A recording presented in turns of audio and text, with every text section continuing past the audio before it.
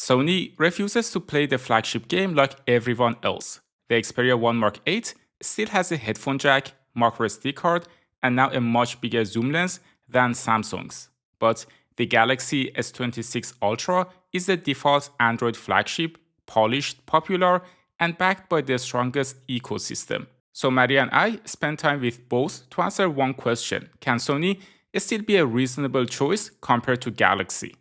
The Xperia that I bought has a deep purple color, and the three cameras are nicely tucked into the corner. The back of the device has a nice texture, similar to past Xperia phones.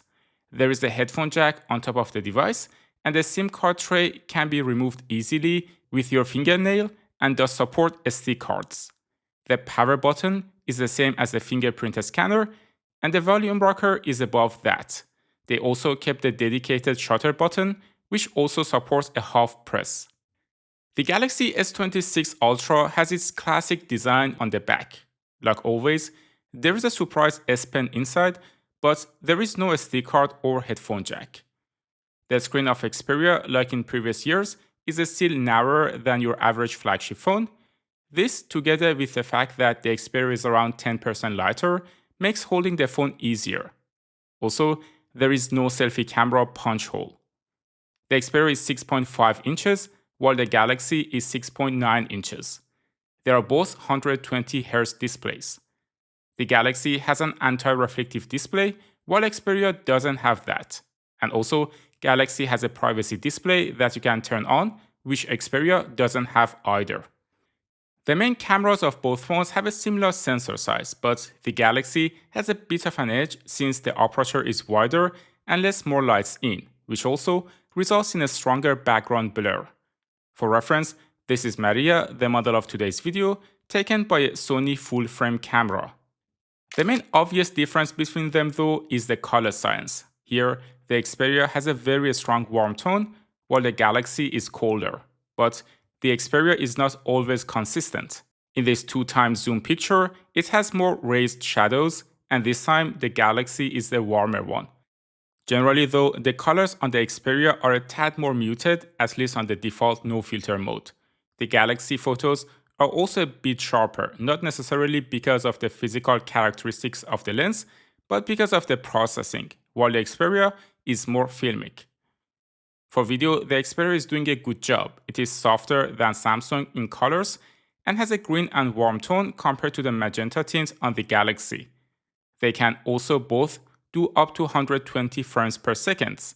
The Galaxy has a crop factor though, and crops the video in this mode, but at the same time, I do feel the crop factor lets the Galaxy have less warping and better focus in 120 frames per second video compared to the Xperia.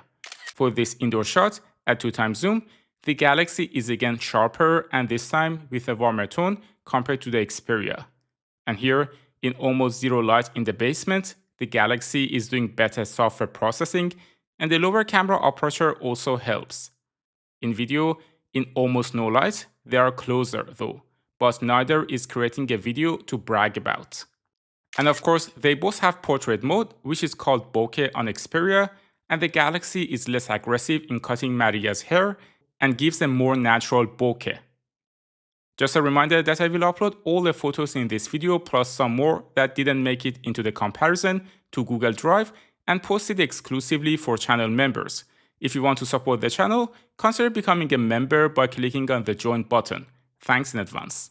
For the telephoto lens, the Xperia this time has the upper hand. It has a 70mm large telephoto sensor, while the Galaxy has 67mm 3x and 111mm 5x zoom lenses, and both of them are smaller than the main sensor on the Xperia.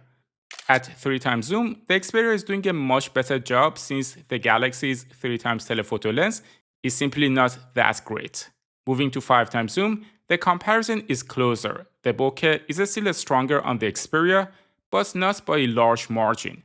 There are situations like this photo though, where the larger sensor on the Xperia can absolutely create better depth, or this one where the Xperia is creating a very nice bokeh, making the photo look more like it came from a real camera. Generally, the Xperia doesn't always get the colors right on the telephoto lens, like in this picture, or sometimes it is one stop overexposed, like in this picture. But when it gets everything right, the photo is absolutely amazing, and you can see how much details it is producing without overprocessing. Maybe you can even argue that the Xperia is a phone that needs to be used in Pro mode most of the time, and you have to at least manually set the exposure like I did here. And as you can see in the photo that I took in Pro mode here, as long as you manually set the white balance and exposure, the Xperia can create stunning photos, but it requires a few more seconds. Here at 10x zoom 2, the optical quality of the Xperia is helping it create more detail and a better photo overall. In the basement no light photo with the telephoto lens, the Xperia took the photo more quickly with a higher shutter speed, which led to poor quality. I must say, for this 5x zoom video though, I am absolutely in love with the result on the Xperia. The video is filmic, has a nice tone, balanced highlights and shadows, and overall is simply perfect. For ultrawide, the Xperia again has the larger sensor, but the Samsung has the wider focal length. That means the Galaxy can fit more into the frame, but I like the quality of the Xperia more. But it is not a day and night difference, and they are pretty much closer on ultrawide. For selfie, neither has a wide or large sensor, which is a shame, especially in the age where online meetings are so common. In this sample though, I do prefer the Xperia selfie quality, and the Galaxy, in my opinion, has a lot to catch up compared to iPhone and other flagship phones on selfie.